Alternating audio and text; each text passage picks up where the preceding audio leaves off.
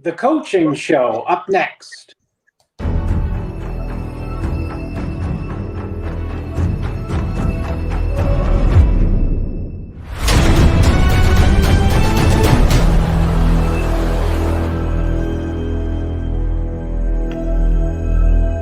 I created Species Nutrition with one mission in mind: to provide bodybuilders and serious athletes with no-nonsense supplements that work. I put my name and reputation on every bottle of Species Nutrition products. If you want to be your absolute best, join the evolution.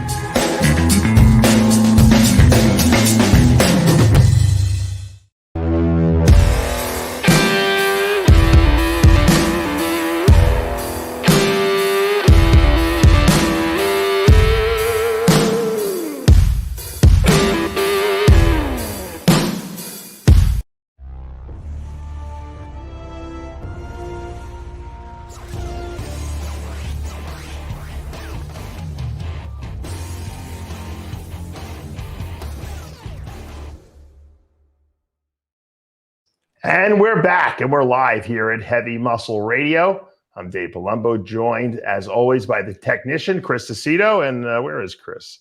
There he is. I'm here. What's up, Chris? I'm here, Dave. I see the species ad before the show and during the show.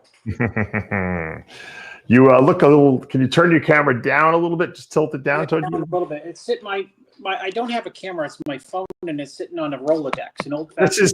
Chris's phone is like Chris Angel. He kind of just floats in the air there, you know. Very string. That's better. It's better.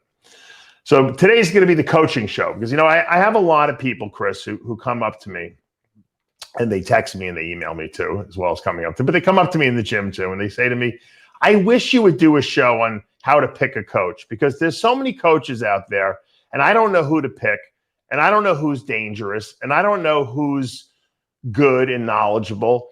And, you know, you don't have to actually have a resume on these guys to know who's good, but there are things to look out for. Like, and I call them red flags. I mean, you call them red flags too. So I want to kind of go over that. We're going to have our good friend Dom Mutascio, Dom Super Slice from Instagram. He's going to be joining us. Obviously, he coached Nick Walker a little bit this past year, last year during the off season, and he has some insights too he wanted to share with us. But you know, until he gets on, what do you think are the main red flags that you should beware of when you're looking for a coach? Something that tells you maybe this is probably not the best idea. This guy might be dangerous. He might be, you know, someone I want to avoid.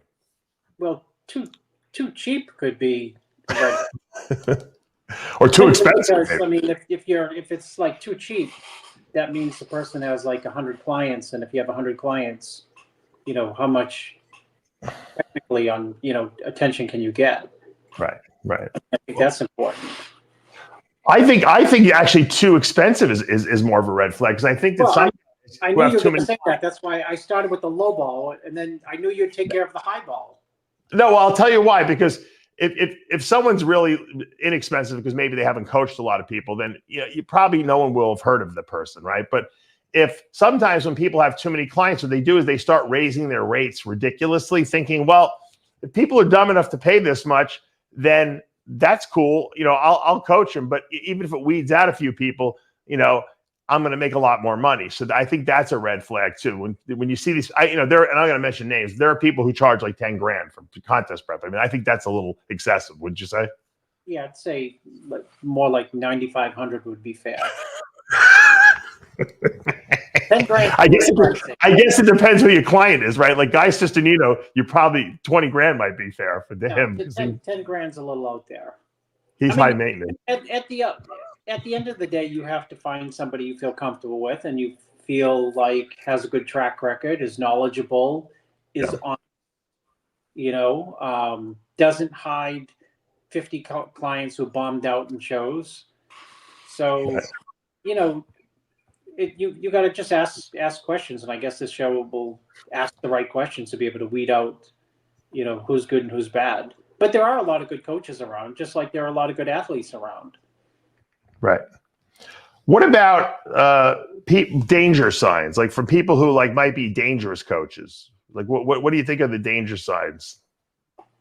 I think dangers would be like if someone has a reputation of crashing people down the last 6 weeks, it means they're not paying attention. And then, the danger is that they're, over dieting them or over cardioing or over thyroiding or over cleanse them and diuretics. And I mean, you can't hide everything forever. And people's good reputations get around and people's bad reputations get around. You have to ask, you have to ask around to people to find out, oh, you worked with, Dave Palumbo, or you worked with Chris Aceto, what was your experience? Or you worked with Dom Mutascio, what was your experience with him? Right, and, right. It's a small world. You can find out who worked with who and what their results were. Right. Let me bring Dom in. We got Dom here. Dom Mutascio, welcome to the show. And I want to thank you. First of all, I want to thank Dom. Dom really was, when I was out in Vegas for the Olympia, on Sunday, I had the whole day, and Dom was really, was very generous. He was able to hook me up with some of his connections there, and I got some PRP. I got blood work done. When I first got there on Tuesday or Wednesday, I think I got the cancer test I got done. Chris, I got a test where they blood test you for cancer, and they test for like almost every cancer you can possibly have. And I am happy to say I don't have any cancer right now. So that was. Did they test you for the results should be back soon? Did they test you for worry and stress, Dave? Worry and stress? No. Dom, the results are back. Huh? The results are back. I'm clear. Oh, they came back. Yeah, your girlfriend. Just this week. Yeah, your girlfriend told me. And they sent me an email. It's pretty cool. They send you a whole email with the whole breakdown of the whole test and everything like that and how it works. And it's if you have a history of cancer in your family, it's really something that you probably want to do. It's worth the investment. Are you guys doing it at the clinic on a regular basis, Dom, over there?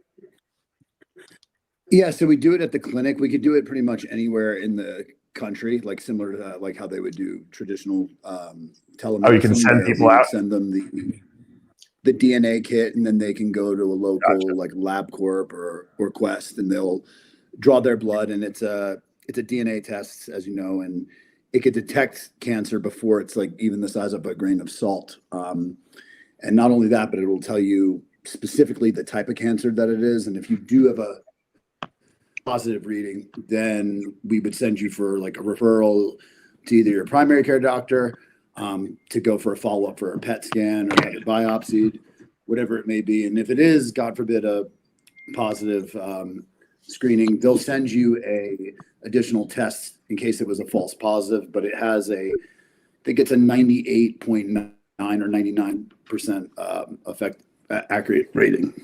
Yeah. By the way, your audio is terrible. I'm getting text messages. People are complaining.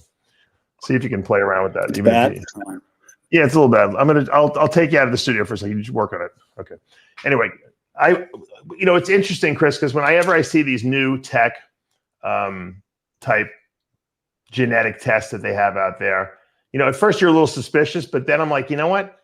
We're in this diagnostic like golden era. And I think that, it started with like the cardiac CT scan where you can all of a sudden check to see if your coronary arteries are open, if you have any blockages. You can never do that years ago. You had to go for an angiogram, which is like a surgery. Yeah. And, we have, now we have all these CT scans of everything. Dom has another guy who I'm going to let talk in a second. And he, who's going to bring up, who does a complete ultrasound of your entire body. This guy ultrasounded every organ of my body and gave me, what it looked like, if the architecture was wrong or if something was off a little bit. I mean, we can detect disease before it happens. And if we do that, we can catch stuff that we didn't even know we had. And I think people are going to start living longer because of these new diagnostic tests we have. Yeah, well, I mean, everything's turning to prevention now. Right? Yeah. Let me hear you talk, Dom. How's it sound now? Is that better now? A little bit, yeah. Not good?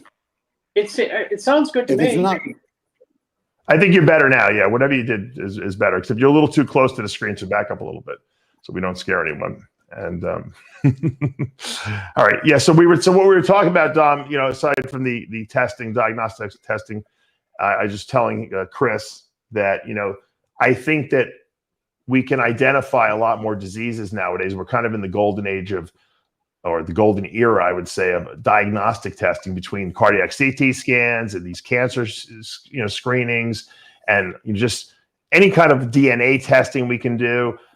I think that people are going to live a lot longer, and we're going to catch a lot of these diseases. We're not going to have as many people dropping dead, mysteriously as we did in the past. Yeah. I mean, nowadays, what we refer to as preventative medicine, as that continues to evolve, opposed to traditional medicine, the way that is kind of structured is they're there to provide maintenance treatment after there's already a problem that has come up, opposed to where now they have testing where you can detect it before anything happens. And also with preventative medicine, if you go to a primary care doctor and let's say you have high lipids, they're going to go ahead and just try to put you on a statin right away. They don't tell you that, statins increase your risk of type 2 diabetes. And that's actually one of the leading causes of cardiovascular disease. That the way it's tailored is to keep you coming back for maintenance treatment. And let's face it, if they were to cure you, they would be out of business. So it's great that there are other avenues that you can go in that continue to grow in the preventative medicine realm. Gotcha. Now we were get back to the coaching question. Chris and I were discussing, red flags. Like what are red flags for because people are always looking for coaches and they're always asking me, what to look for in a coach and what's something that they should avoid, because, we do know there are a lot of coaches out there that do a lot of risky stuff. I know the three of us are not in that group, but there are guys that push the envelope a little too much. And I wouldn't say that, we're conservative or anything like that. I just think that there's some people that do extreme stuff and they don't really know the ramifications of what they're causing in these athletes. And maybe it looks good short term and these guys get good results. And then all of a sudden the physiques crash, they stop responding and they kind of just drop out. And, then you hear these horror stories about how, this coach sucked and he ruined me and everything like that. Do you buy into that, or do you think it's a personality clash? What do you think's going on, Dom? If you had to give your opinion, and I'm going to ask Chris' opinion too. I mean, it's 100%. It's a couple of different things. First, they'll go ahead and they'll have a set protocol that will work on say 70% of genetic freaks, but what they're giving to these people some of them don't need it. Like I see a lot of overuse of metformin. And then when I sit down with people and talk to them, I ask them, have you ever even checked your blood glucose? No. Okay. You're also on blood pressure medication. Have you ever checked your blood pressure? No. So I don't know how these people are drawing these conclusions to make these types of recommendations. And for people that don't know, I mean, metformin blunts mTOR and IGF. So, for a bodybuilder, that's pretty damn important. Like for people that don't know what mTOR is, think of it as like a light switch for protein synthesis. Yeah. The IGF realm, if you're on a ton of exogenous growth hormone, does it matter? Probably not. But again, they're going ahead and just throwing shit against the wall and seeing what sticks.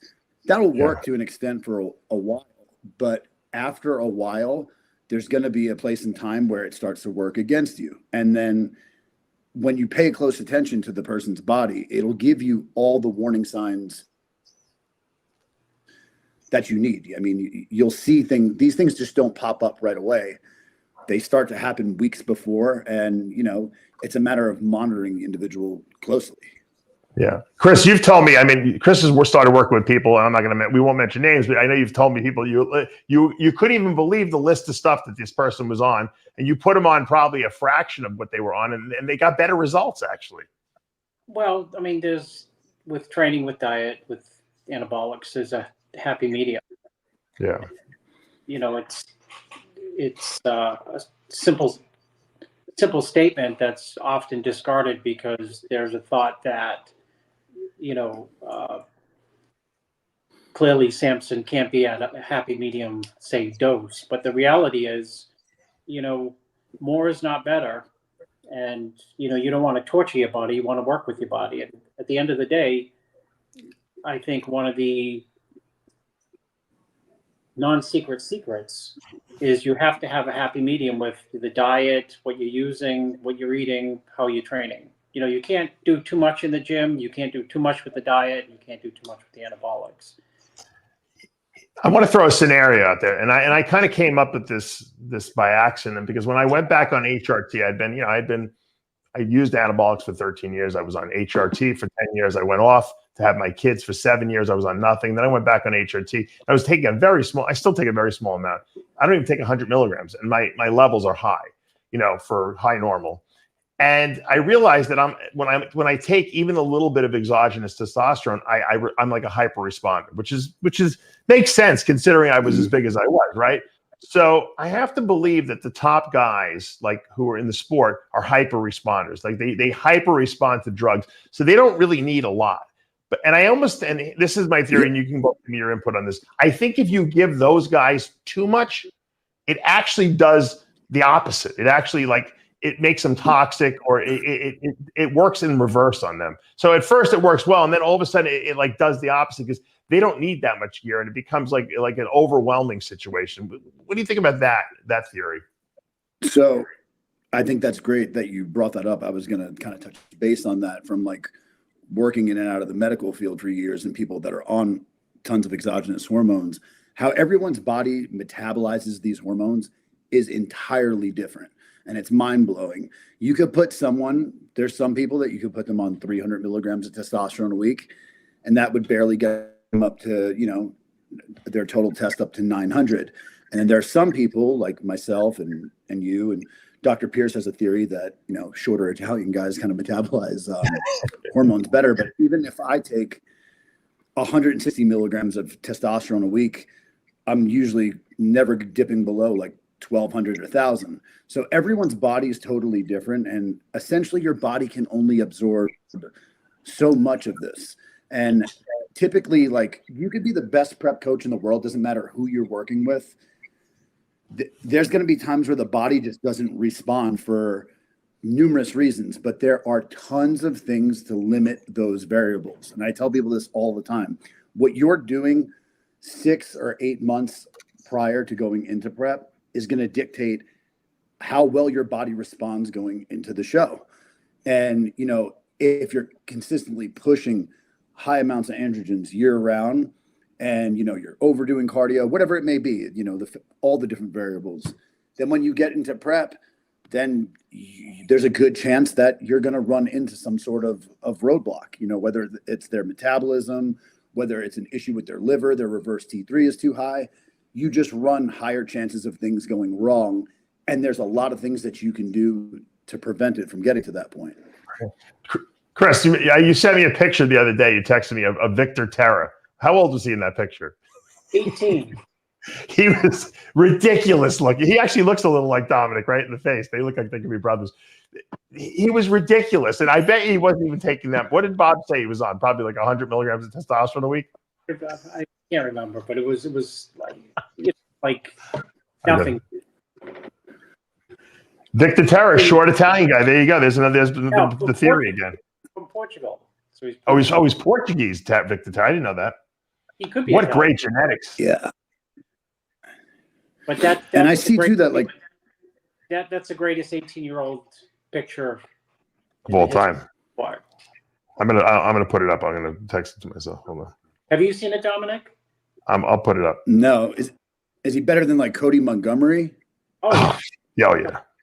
He really? He started training when he was 15 at 100 pounds, and 3 years later he at 18 won the Teen USA Teen Mr. America, and he was 159. He's only 5. Did you say he should have won? He probably should have won the Open too. You said, right? The Open, for sure. The middleweight won the Open, and he was bigger than the middleweight by definition. He's 5'3", 159. Cutoff used to be 176. Wow. It's not an exaggeration. Yeah, 5'3". The best. That's pretty big at 5'3". You're definitely, your audio is not good, Dom. I hope it's not annoying to you people. It's not good. All right, let's pull this picture up here. Now, Dom, you worked with Nick Walker, okay, last year in the off season. Mm-hmm. I'd like to hear your theory on what you think went wrong with him this year, because you have probably more insight than anyone, because you actually know him and you've worked with him. You know what his blood work is like, and you know all the how his training is. What do you think went wrong with Nick Walker this year that he had to drop out of the show? So I think combination of things. So like with Nick, hold that thought for a consistent. second. I just want to put the picture up. Hold on. Yeah, I got the picture of Victor. That's mind. Did it go up? Hold on.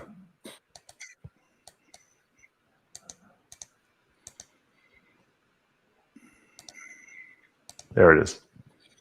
Crazy. 18. That's wow, nuts. I would never believe that. If I seen that, you told me that it's crazy. Whatever happened to him? He had kind of retired early. Legal issues. He's talked about it on the show before. He got arrested for some steroid stuff, and then he just stopped. He had stopped for a while, but he was a freak. All right, let's go back to Nick. Go ahead. Sorry about that interruption. So no, in terms of like Nick, in terms of consistency with getting his food down, not missing a meal, not missing a workout, he's super consistent. However, when you're talking about competing at an elite level for like longevity, it's much more than just taking hormones, lifting weights, and going to dieting at that point. So like there's a lot of things that are outside of that when it comes to a lot of preventative stuff that we spoke about that in the beginning when I worked with him he was very receptive to, but a lot of it that he just doesn't understand when if I would tell him this is the specific blood work I want to get done, and then he would get only 25% of that done.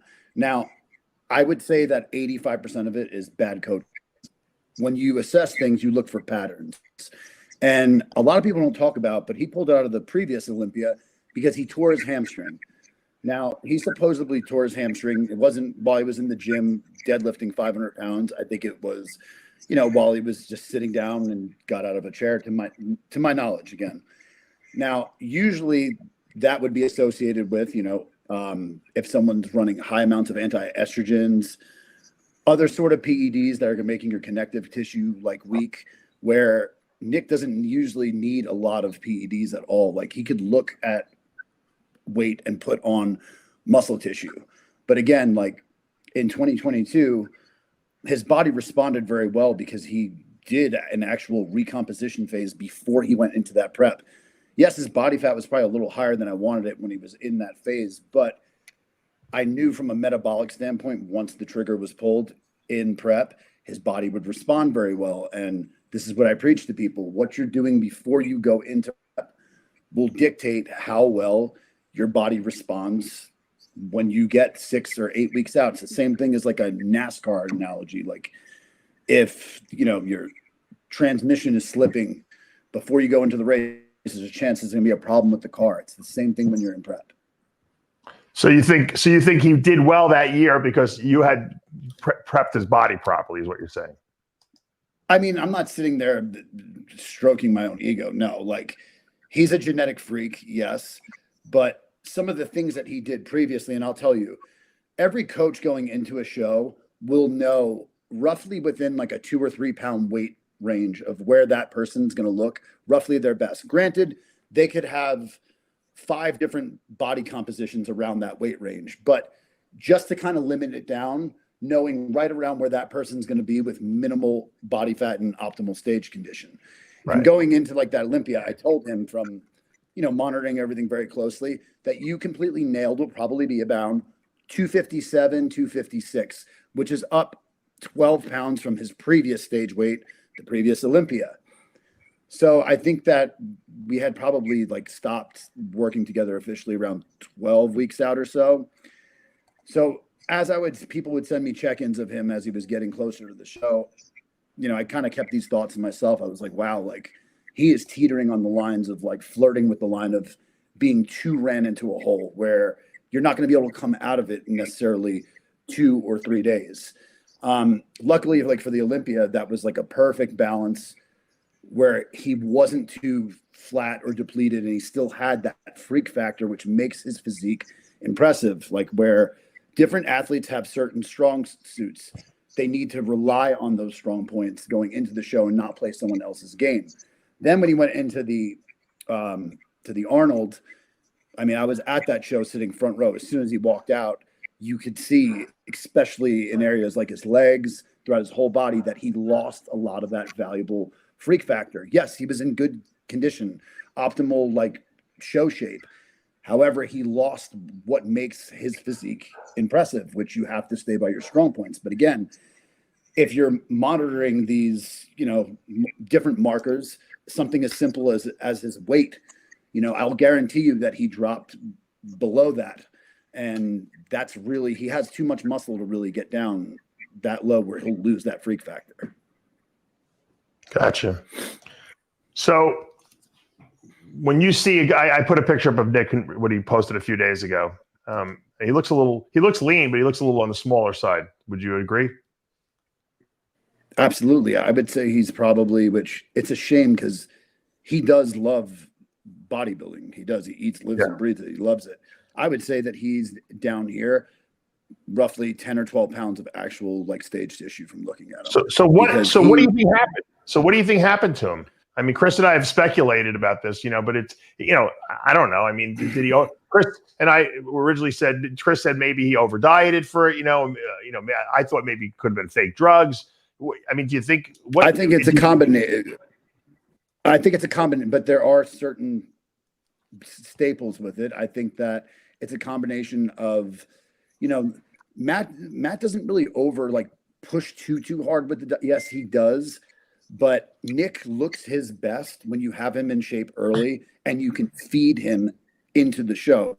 I think that a lot of it was 80% of it was probably poor coaching, and I'm not trying to throw jabs necessarily at Matt, but I think a lot of it is that he was balancing so much that he didn't realize these things, because where Nick's physique went, that wasn't something that happened overnight. That was something that happened over a 12-week time span. And I think that having Nick do things that he does not need to do, not saying he was doing this, but let's say if he was using stuff like DNP, other things along those lines, metformin, high amounts of that, or especially if you're not running growth hormone, those are all things, when you start adding them up, that's going to be a recipe for disaster. And then on top of that, if you're going long periods of time without really sufficiently restoring all of your muscle glycogen, you're just running your metabolism into the ground. And I highly doubt that he did any of the extensive blood work that would show any of this stuff. So I think a combination just of that. I mean, I heard that people said, potentially fake gear. I mean, that's kind of hard to believe that all of your gear would be fake. Yeah, I said that, but it's a kind of a cop-out excuse. It kind of lets everyone else off the hook, so to speak, right? Chris, when you hear what Dom's saying, but even if it was fake gear, right? If it was fake gear, I feel like that either three of us would be able to pick up on that within 3 weeks. Absolutely. Not 2.5 weeks out from the show. So Chris, when you hear. I just want to get Chris involved. Chris, when you hear what he's saying, does it make sense to you? I mean, how did Matt miss the fact that he was losing muscle and he wasn't looking good? Because I can't imagine it happened, like Dom said, over 2 weeks. It must have been happening all along, right? Yeah, I mean, the answer is I don't know, and I can't even speculate really. But of everything Dom said, is that I would agree with most. Is that it wasn't like a 1 week process where you fell apart 1 week. It had to been, I don't know if it was 12 weeks, but it was probably like a 4 week period of time where he was just going sideways, if not moving ahead or even going backwards, where you would think that somebody would catch it. Your training partner, maybe even your training partner would know, you don't look like you're muscles blasting and pushing like it normally does. Right. But then again, I mean, that was the worst of it. I was going to compare him to previous shows where I'd seen pictures 4 weeks out, and he didn't look, like he does on stage. But who does 4 weeks out? Right. But obviously, I mean, Nick usually looks pretty freaky at 4 weeks out and big. He just wasn't looking big. We saw those pictures. I heard the rumors. I mean, you threw it out there, Dom, so I'm going to address it. I heard rumors too that he was using DNP. I don't know if it's true or not because I'm not there with him, but I heard that Matt tends to use that with some of his clients. I mean, that's probably like the worst thing for a guy with a crazy metabolism to use because it wastes calories. I mean, it wastes energy. And if your body needs that energy, of course you're going to cannibalize muscle in that situation. Yeah, no. And like, if someone was in that situation, let's say where there's nothing happening, there's nothing popping. A lot of times I would do something what I refer to as a reset, where I'd sit them home for 2 days and just feed them. And typically, the type of response that you should get out of that person's physique. And, but there are a lot of coaches that will just be, no, let's run into the ground for another 3 or 4 weeks, up the cardio, take all the food away. But eventually, like, your body doesn't know that you're prepping for a bodybuilding show. It thinks you're in an environment that you need to survive. So it literally will start working against you, where you have to get your body working for you, not against you. Chris, you would tell us what you were feeding Grego, right? Well, he never dieted. Chris is sending him to McDonald's every day, right? But that's why Chris is a good coach, though, because you have to know let's face it, we're in the one sport. There's no rules in what we do. If you're on stage and you look the best and you were eating Twinkies and ring dings all prep, then hey, that's what works best for you. If this other guy is eating fish and asparagus and hey, he looks the best, so be it. But it's also about, thinking outside of the box and seeing what works best. And that's, what makes Chris a good coach, because he has experience doing this. You made a very good point. I'm going to let Chris finish in a second, but I want to say this. A good coach is someone who can fix things when they go wrong. A lot of these guys are just, they follow the program that their coach gave them, 20 years ago. And if you do that with a super freak, genetically blessed guy, it usually works, right? The problem is if you don't really know what you're doing as a coach, if you don't really have the background, the science background to know what's going on physiologically in the body, when things go wrong, it's very hard to fix them. And I know Chris is a great fixer. I know you are. And obviously I enjoy it. I enjoy trying to troubleshoot and figure out what's going on because it makes it a little more interesting. But there are a lot of guys that are not good troubleshooters. And when things go wrong, they go terribly wrong usually, And we've seen it. We've seen top coaches net guys up on stage. You're like, how the heck did Grammy not look good? Or how the heck did this guy not look good? Because they can't fix problems when they happen. Chris, when you see a guy like in Nick's situation where he's not responding and he's looking small, what you'd give him the day off, didn't you? I know you gave Grego a few days off right from the gym. Yeah, no, I think I agree with Dom. There is like take 2 days. I always say I don't get involved with people's training. Tell the story between Grego and Derek Lunsford, who were training together. I think it's a great.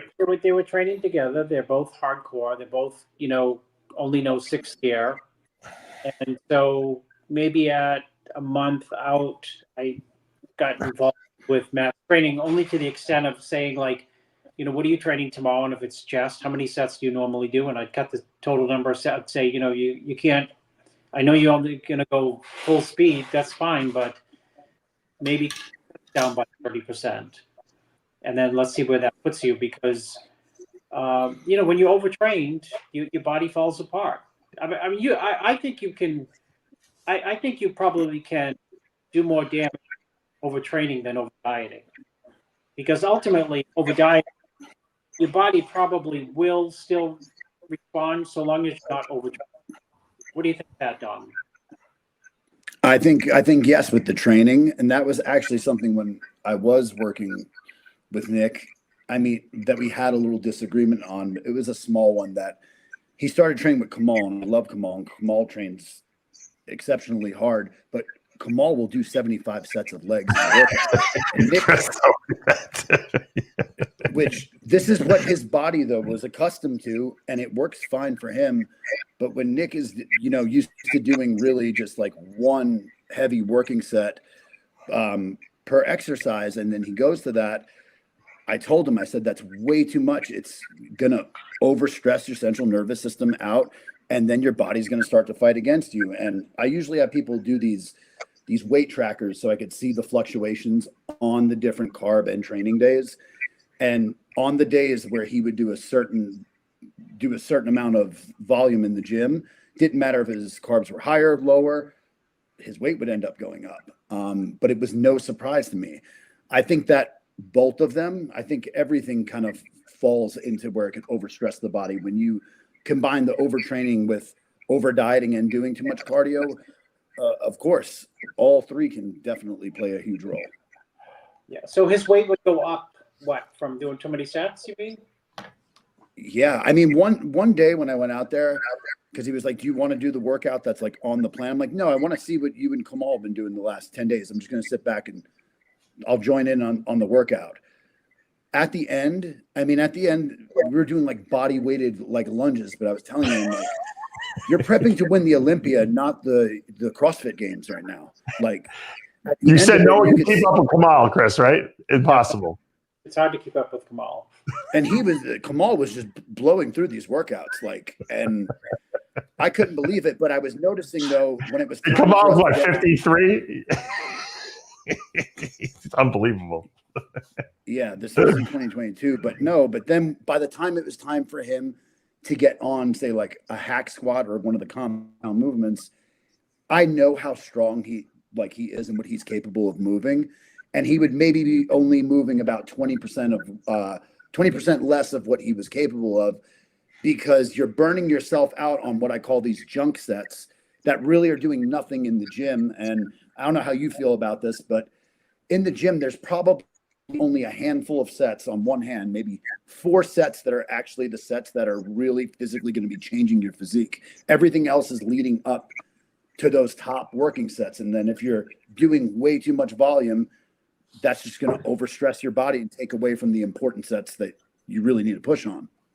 I'm a big high intensity, low volume guy. So I agree with you 100%, but I do know people that respond well to the higher volume. I don't know why. It doesn't make sense to me, but they just do. And maybe it's like you and Chris said, Kamal's been doing it his whole career. So, I mean, he knows it works for him. So it's probably kept him healthier too, because he doesn't lift crazy heavy. You know what I mean?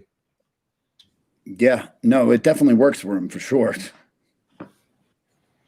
So if you had has Nick contacted you at all since the show?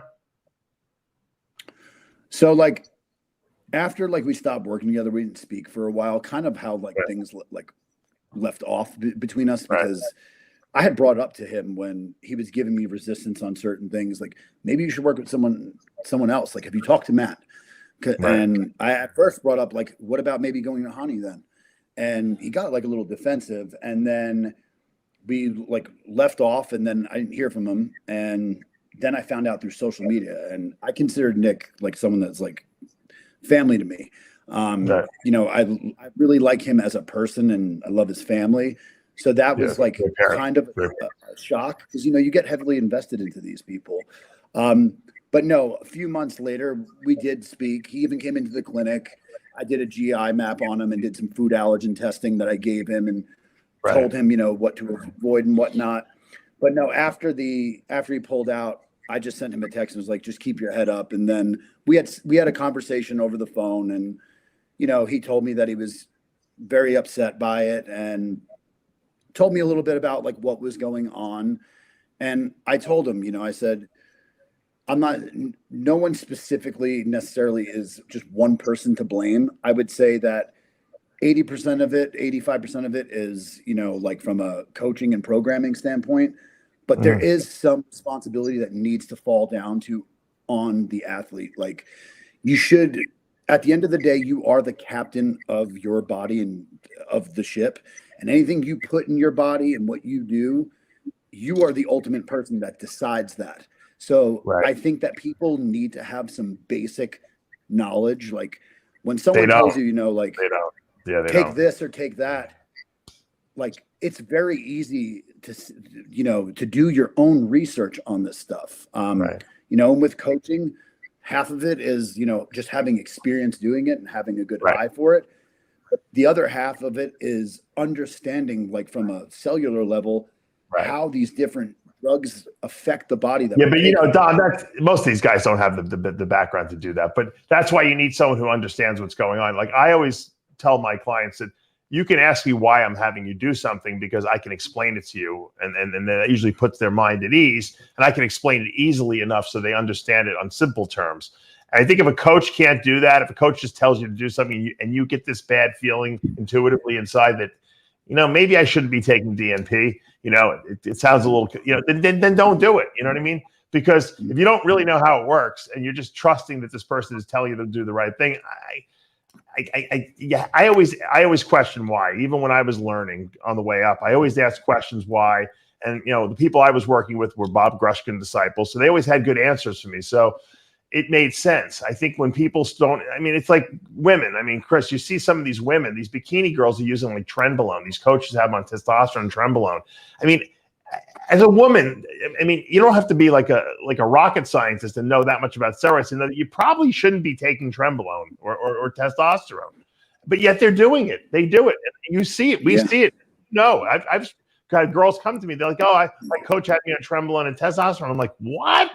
I almost didn't. Yeah, because they take male cycles and they'll put women on it and just think, "Oh, I'm just gonna cut the dose down," but they don't understand that their androgen receptors are entirely different than ours. Like if you gave a woman even 50 milligrams of testosterone a week, her levels would be through the roof. Opposed to if we took it, it really wouldn't even bring us into physiological ranges. Not even to mention the side effects. I'm talking about the side effects from it. The masculinizing side effects are unreal. And anti-estrogens is another one of the biggest issues that I see in bodybuilding, especially when you look at people's like lipids, and they don't understand that some of the drugs that you're taking, like Masteron blocks estrogen also. So then why do you need to take Letrozole, Novadex, and Arimidex in addition to, but I'm saying like, I see this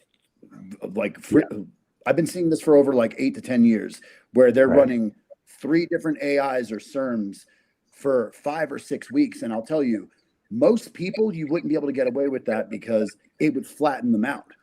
But if you have someone that's a genetic freak and stays super round and bubbly, you can do a 1-set protocol and get a pretty decent result. Now, doing that and keeping someone's health as top priority and being able to compete and stay at the elite level for 10 plus years is a totally different story. Yeah. Chris, have you had people say to you, you're too conservative and I don't want to, I don't want to coach you because you're not giving me enough drugs? Yeah, that's happened in the past, because they want more mass and, accumulation of 2 to 4 years additional training, usually for people who say, I need more mass and so they need more anabolics.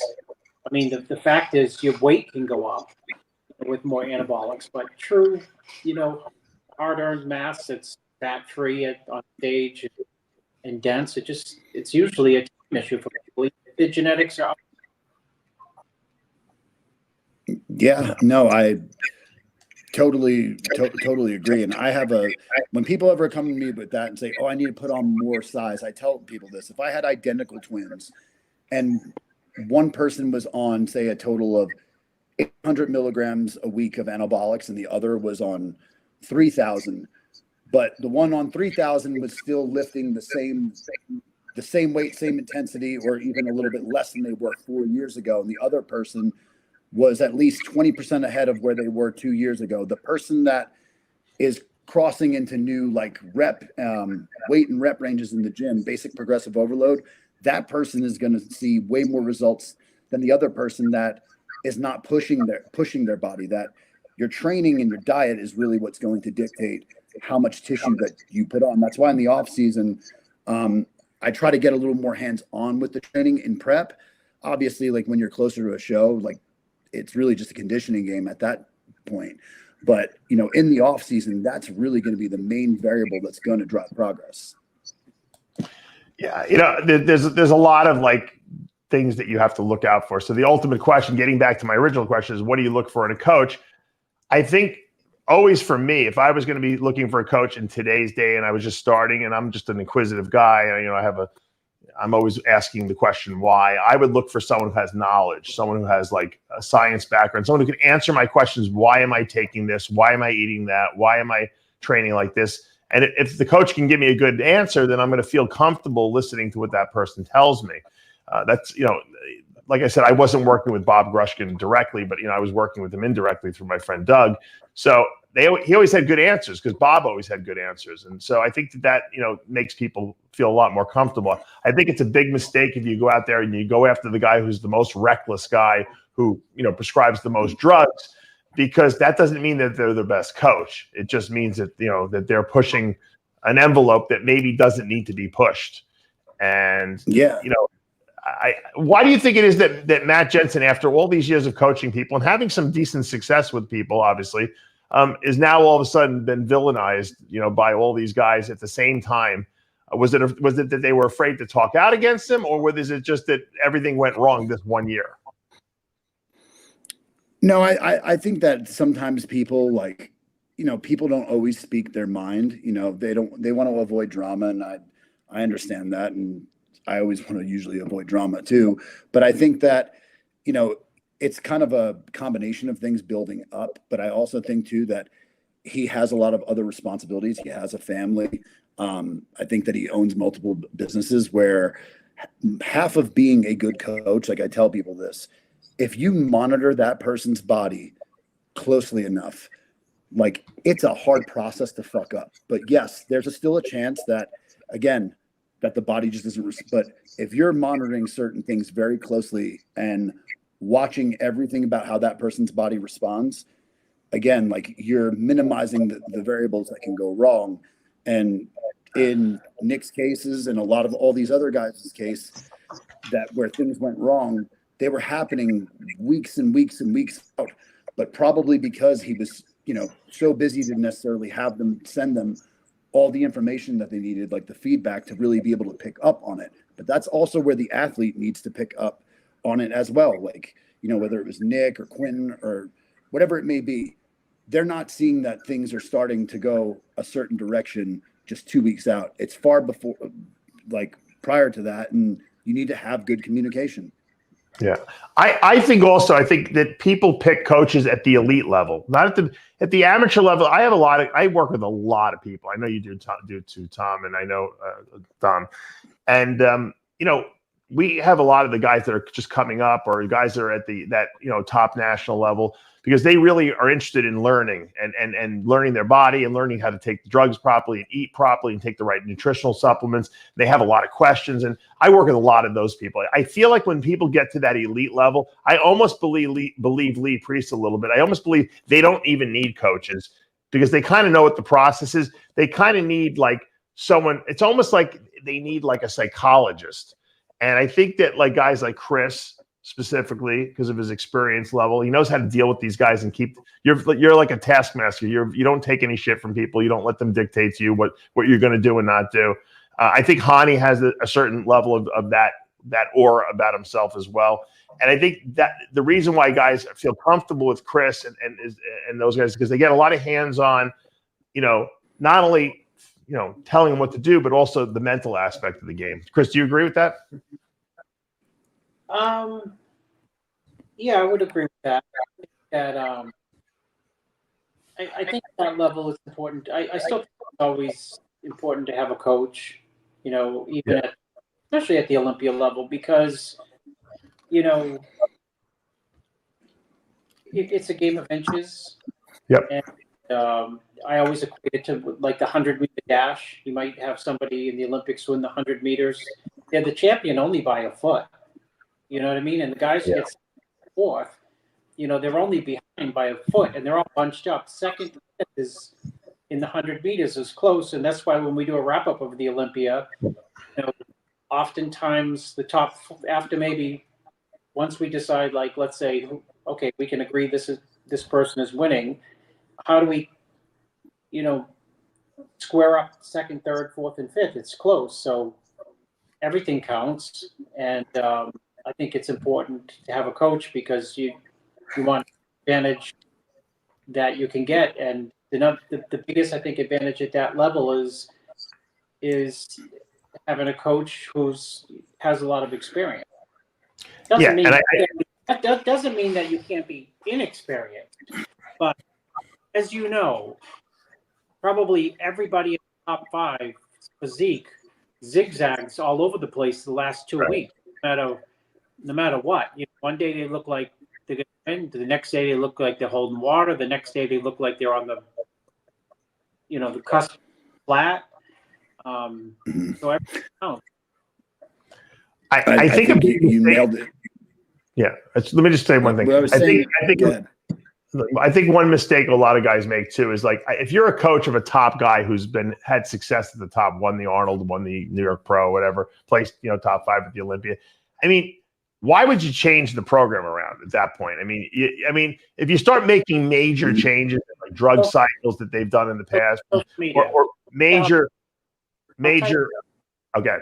It's social media, and people pick a coach based on, Hadi Chupin this year. Let's say he came into the Olympia 22 pounds bigger. Right. He would run to Hadi Chupin's coach. Yeah. Or if Hunter Labrada came in 30 pounds bigger, he'd run to Hunter Labrada's. That's the exact way it works at that level, because deciding factor is you look left, look right, and say, gosh, this guy gained 30 pounds or 20 pounds or whatever it may be. Or if, Hunter came in with Andreas Munzer-like conditioning, whoever his coach could be, people would run to that person. That's a lot of what dictates it, these days. Right. But what I was saying is, if you have the same coach like Matt, who had a certain protocol he did with Nick that worked well for 3 years in a row or 2 years in a row, and then he switches to doing some weird stuff that he's never done, and then he gets a terrible result. Like, why would you change? Like, I think at the level that Nick's at, the level that Derek Lunsford's at, the level that Sampson's at this point, they need less of a coach, more of a guy to steer the ship for them. Maybe even a sports psychologist might be good at that level, because it is very hard mentally at that level to stay laser focused and not make drastic changes to try to, you want to bring your waist down a half an inch, and you change everything that you've been doing. You eat differently, you take different drugs, and then all of a sudden you get a horrible result. Well, of course you did, because you already had the formula down pat. Now you're changing it, So I will say I have to strongly disagree with that, because let's face it, like when we're going into these shows, it is a mental like roller coaster. And a lot of times when you're trying to get in optimal stage condition, you go through a phase too, where your glycogen stores are flat and you still have body fat on you. So you're essentially there's times where you're looking worse body composition wise on certain days, because you're flat and you're fat. So fat and flat. A lot of times athletes will go ahead, and what they'll do is start making emotional, irrational decisions. Yeah, well, I'm saying that's bad. I'm agreeing. You're agreeing with me. Yeah. No, I'm saying that's bad that the athletes would do that. But I'm saying if they have someone that's experienced, where they can tell them like. But what about when the coach does that? What about when the coach is making those decisions? And why would someone like Matt make drastic changes on Nick's program when Nick knew what worked for him already? They've been doing it for years. I don't think that he did make drastic changes, but the way that you go about something, especially when you're adding variables in that don't need to be added in, that's something different. That's not going to work anymore. Yeah, that's something different. So, don't change the formula, Yeah, but I'm saying, say if you do the same formula every single time, right? And then you're doing it and the body's just not responding. So that could very well be from over a long period of time of adding different things in, whatever it may be, that person probably does not need. But now you're at a point where, their bodies are fighting back against themselves. Where that's why I tell people, every prep is different. It can be totally different. I want to just say something, and Chris, tell me if I'm wrong, and you could tell me if you think you're wrong too. I think that essentially guys could take probably testosterone and one other drug and probably look the exact same that they do almost every single year. To me, it's diet, it's how much sleep you get, it's your recovery, not overtraining, doing enough to stimulate the muscle so you don't lose size. I think that's more it. So when I see a lot of different drugs being thrown in and weird shit being added in, I think that messes things up. I think if you know what works for you drug-wise, you shouldn't have to change that. If something's not responding in your body, it's because either the diet or the training is off. Maybe you're doing too much, too little. Maybe your body needs a break. Maybe it needs to eat more. Like you were saying, that's a manipulation that any good coach can do, you know? I agree. I mean, I have a theory. This is like, I guess you could say bro science. You tell me what you think about this. But I have a theory just from the experience of, doing this for 15 years, where people that take tons and tons and tons of gear, that after a while that your androgen receptors, since a lot of them is stored in your adipose tissue, where if you oversaturate the receptor, like you may be able to get into, say, 8% body fat, but to get to like sub, 5% body fat, that if you're taking so many drugs, that's actually going to negatively impact you from getting there. What? No, but what are you saying that the drugs are doing? I didn't hear I didn't get. Saying like if you're oversaturating your androgen receptors, right? That to an extent, because like a big portion of your androgen receptors, estrogen, is in your adipose tissue and your fat. That if you're doing that to an extent, it could actually prevent you. Like you could get in decent shape, but to get into that next level, like peeled, where your skin is like shrink wrapped, that if you're on a certain amount of drugs, that's actually going to work against you in that regard. Are you saying that the drugs will stop you from losing body fat? They won't stop you from losing body fat per se, but every drug that we take and put in our body converts into something, right? And then typically what do most guys do? Oh, I'm going to take a pill for that. Oh, I'm taking Tren. Let me take K-Bird. Let me take Brahmi. Or I'm using DHT derivatives. Okay, like whatever it may be. They're just adding additional things that can go wrong. What I will agree with is I don't necessarily agree with what you said with the androgen receptors and fat cells, but what I think what you're getting at is that toxins, when you over-toxify your body, can get stored in fat cells. And a lot of times the body will use fat cells as a dumping ground. And then when you want to get rid of the body fat, your body doesn't want to let go of it because it's using the fat to store these toxins in there. So they're almost like overly toxified the body. That'll agree with. It's essentially kind of what I'm saying along those lines. Yeah. Well, you did say it's bro science, so we don't know. Yeah. No, because you know what happened? No, you know why you're right, Dom? Because then they go off cycle.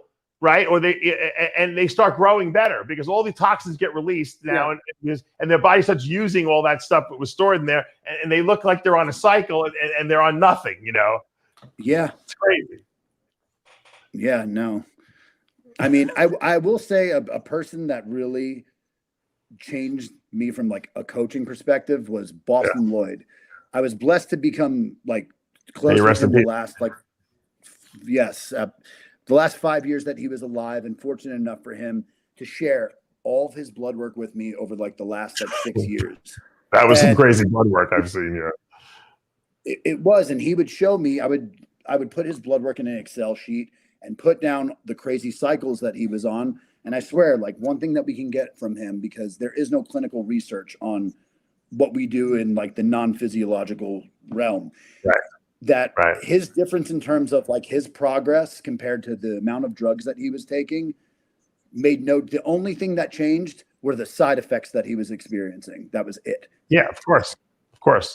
His body was toxified. He couldn't, I always say you can only grow muscle and burn fat as well as you can detoxify the waste products in your body. So if you're eating a ton of food, but it's like laying in your colon because you're not eliminating it from your body, and don't forget, you're not just eliminating food from your body. You're eliminating the drugs get dumped in there too, and they get all the metabolites. So that's why I always tell people how important fiber is. But the same thing with the drugs. If you overload your body, like you're saying, with tons and tons of drugs, you just get more and more side effects at some point, and your body can't even grow anymore because that's not. It's trying to detoxify itself. That's its first priority at that point. Yeah. So I mean, I think that we're coming to the end of the hour, but I want to just say that if I'm a woman and I have a coach come to me and say I'm gonna make you a Miss Olympia in bikini or wellness or whatever the case may be, figure, and this guy wants to put me, or girl wants to put me on testosterone and trenbolone and all the other horrible stuff they should not be on. I I think you should run for the hills. I really do. You know, it actually hurts my psyche. It hurts my soul when I see women on drugs that are going to turn them into men, unless that's what they want. There are some women that don't care. They want to become men. But I'm talking about the women who want to remain looking like a woman, sounding like a woman. And these women get bamboozled into the dream of, you know, bodybuilding fame to take these drugs that they should not be taking. And I think that it's the men or women who recommend that to these women should be really arrested. It's a crime against these women. And a lot of them just don't know. So, you know, if you're watching the show, ignorance is not an excuse. Really educate yourself. And if you're a woman, you got to protect your femininity. Remember, you're taking male drugs, you're putting them in your body, and you're going to get side effects from them. So there are things that you can take that are safer than others. And there are things that you should never take. And if your coach is telling you to do stuff that sounds suspicious to you, or that other people are telling you is crazy, run. Don't walk away. Run. Seriously. Dom, you want to add to that? Yeah, no, I mean, and the sad thing is that there are a lot of coaches that are doing this, and they'll continuously, regardless of how many people air it out there, that will work with these people. And sometimes that they'll do this because, look at some of their athletes. But a lot of times they don't understand that there are certain athletes. Like, I've had some of them that, I'm not going to lie, my grandmother can get them in shape. They could, not a problem. But to do that, though, and keep their health as top priority. Another thing, too, there's been so many people that I've done assessments with and asked them, has anyone ever asked you if you maybe want to have kids in the future? And people that are in their 20s, and they're like, no. I'm like, well, like, that's a pretty damn important question if, you know, if that's something that is any concern to you. So I think that people shouldn't just go ahead and look at, because, you know, they have these few clients that look good. They need to do a little bit more investigating, you know, before they go ahead and put their trust in someone. But at the end of the day, remember that they are the persons that dictate what go into their body and what they do at the end of the day.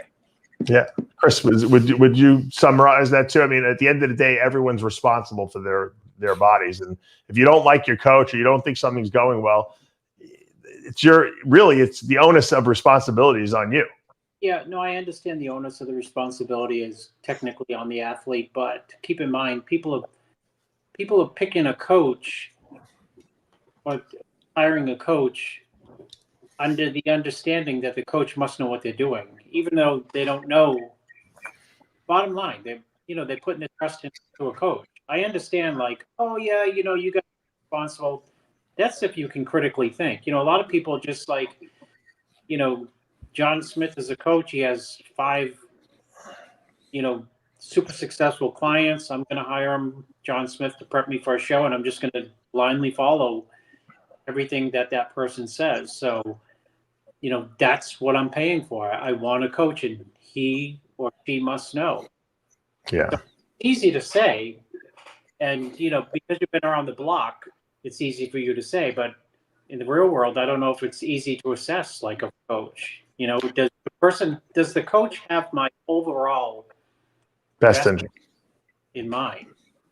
Yeah. No, you're right. You're 100% right. And the answer is, you know, we did this. Oftentimes it's not. They have their best interest at heart. A lot of times they just want you to look good so they can get more coaching clients. They can get more clients and make more money or post on their Instagram. Yeah. You know, it's very ego driven. Dom, there are coaches out there that don't even coach you. You sign up with them and someone else is coaching you. That's the one I can't even believe. I worked with this one girl. She's like, yeah, I was on team so-and-so. And I said, oh, that's so-and-so who coached you, right? No. It was, it's his team, but I had some girl coaching me. So she paid all this money for the guy's team, but he didn't even do her diet. You know, it was crazy. I know people that do that, and they'll have their wife do it. That's never done a bodybuilding show before. Yeah. Unbelievable. I want to just Sid's in Dubai, or he's on his way back from Dubai, and I want to just hold on. I want to pull up some pictures that some of the legends he was out there with. Kevin Levrone with his white suit on there, looking very dapper. Looks from Miami. Looks like he's just stepped off Miami Vice. Yeah. I was gonna say he might be in the new Miami Vice movie. Hani's out there. Also looked like he stepped off of Miami Vice. No, he doesn't look like he stepped off Miami Vice, but Dexter could have been Miami Vice, yeah. Jacksonville Vice. There you go. Flex Wheeler's out there. Flex is looking good. You know, we haven't really heard too much in the way of, you know, any kind of bad health from him. I hope he's doing as well health wise as I think. He looks really good. Kai Green. He's still huge, man. I know. Nuts, right? Yeah. Rubio Mascara, whose neck is about the size of Sid's head. Look at his neck compared to Sid's head. It's the same size. I think that Rubio's neck is bigger than his head, actually. I think it's wider than his head. It looks like Hadi's cousin. Cormier's everywhere, right, Chris? You can't go anywhere that Cormier's not. Cormier's staying up all night long watching the Dodgers and Yankees. Yeah, probably. Brandon Curry looking good. Brandon's got if you had to pick a physique to just walk around looking like, Brandon's got like that physique that you just want to walk around. Like you'll always look good if you look like Brandon Curry, you know, in a t-shirt. Victor Martinez, he looks good all the time. Yeah, Victor too. Tony Freeman. There's Breon Ansley looking good. Very big. It looks like he's eating again. Big Ramy. It's funny. Sid interviewed Big Ramy, and they told him, "Look, the only thing you can't ask Ramy is anything about competing." I said, "What are you supposed to ask about? His fishing boats?" I said, "Well," so I don't know. Is he going to compete? Yeah, we're not allowed to ask him about it. I don't know. Sid interviewed him, but he wasn't allowed to ask him about. You can text him, Dave. I was told, but you can't ask him. Yeah, he looks a little on the smaller side, like he's downsized a little. Maybe he's taking a break from the drugs. Maybe he's doing a reset, Dominic, right there. Yeah. And who's that? Oh, I can't believe I'm drawing a brain fart right now. Oh, is that the other the Middle Eastern guy? That's my friend that hasn't been able to get his no, that's not. Is that Beirut? Is that Beirut? Yes, Beirut. Oh, yeah, you're right. It is. I think so. It looks like him. Yeah, I think you're right. Yeah, you're right. So, all right. So Sid did a great job. I'm sure all those interviews will go up this coming week on RX Muscle. And I'm so happy I didn't go to Dubai. I could not have. After the Olympia, the last thing I wanted to do was get on a 18-hour flight. Oh, gosh. But we haven't. Look, the year's not even over. We still have nationals to go. There's the Romania show. I saw a picture of Akeem. He looks so big, Chris. What is he weighing right now? He's light. Light. I'm going to pull this picture up. You're going to lose your mind when you see this, Dom. 58. He looks huge here. Yeah, huge. This is by far the best that I've ever seen him. Yeah. Since that one there was an Olympia too, like, what was it, 5-6 years ago that he took like 5th or 6th, but this is by far the best that been to get to that point that I've seen him. Who's he going up against in Romania? His fat cells aren't toxic. Who is he going up against in Romania? I don't know who's doing Romania. Is Rubio doing it? I don't think so. He didn't look like No, he's not doing it. It's I don't know who's doing the show really. Is Beirut doing it? No. I feel like he does every show that he can get a visa. Yeah, but he can't do the Olympiads. It's terrible. The poor guy. I know. I feel bad. I know. You know? If Trump gets elected, he'll never get into the country. They'll never let anyone from Iran into this country. So, but yeah, it's the way it goes, the way the cookie crumbles. But you know what? I hope people got some good insights from this show. You know, remember, coaching is something that you really have to take seriously, and you got to understand that you're putting your health and your good faith in the hands of someone else who might not know what they're doing. You know, and so it's very important that you research who you're going to work with. Go ahead, Chris. Coaching is like finding a financial planner. You're right. It's tough.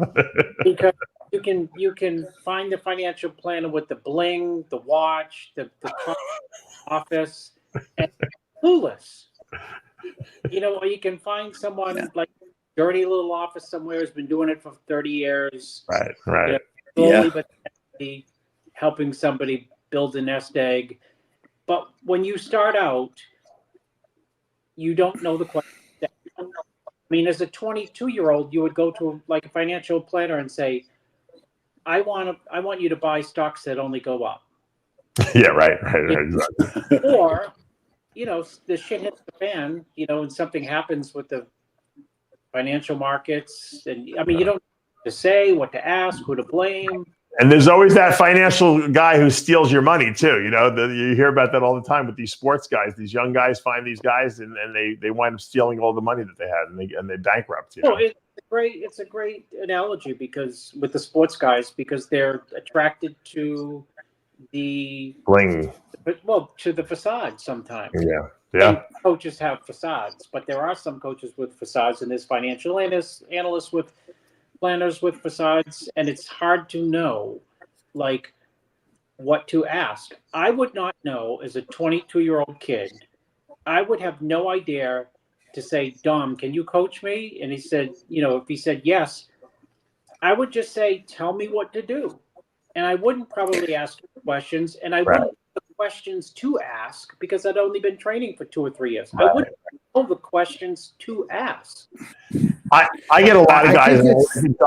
I think, Dom, you probably do too. We get a lot of guys that are just starting out because they don't know what to do and they want to learn the right way to do it. Maybe, I might not coach the person for the rest of their career, but I can coach them for the first 3-4 years to teach them the right way to take stuff, to eat, to train.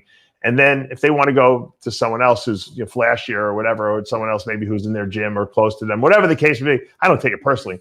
So I enjoy training people in the right way to think. It's like when you go to school, if you learn the right way to do things in school, then you're probably going to have a better method of doing them when you're out of school as opposed to learning it on the internet. Because if you learn on the internet, you don't really know what you're reading on the internet. If it's right, if it's wrong, you think it might be right. It's harder. So you're better off learning if you're just starting out from people who are not maybe the flashiest coaches or who are the biggest marketers, but the guys that are the most knowledgeable. And then if you want to go to someone else after that, that's one thing. Chris, most of your clients who come to you, they stay with you the whole career usually, Yeah, for the most part. Until they're past their prime and then they realize they hear someone tells them, I can get you another Olympia. Then you lose them for a year, right? Well, it's okay. New people come around and enjoy it. You enjoy it. The coaching part. What did Joe Weider say? I can make new champions, right? Joe. I think that client retention does speak a lot to look for people that have worked with the same people for quite a period of time. But really what it boils down to is work with someone that you can tell genuinely gives a shit about you and your best interest. You don't have to know the questions or anything like that, but get a feel for. I tell people this too in medicine too, when they go to see a doctor, or even I've worked with doctors that have went to some of the most prestigious schools in the world, but you can tell when they come in, they sit with a patient, they're being short with their answers. They're rushing them out the office to try to get the next person in, regardless of how educated the person, that doctor may be. At the end of the day, it boils down to the person that genuinely really cares about you and has your best interest at heart. And I feel like you don't have to be super experienced in this industry to kind of be able to get a feel for that. Great summation. Yeah, very good. And on that note, we're going to end because I think that was a great ending to the show. Thanks, Dom, for joining us and giving us your insights on the coaching and Nick Walker. And as we say, Chris, every week with Heavy Muscle Radio, the truth hurts. We'll see you next week. It does.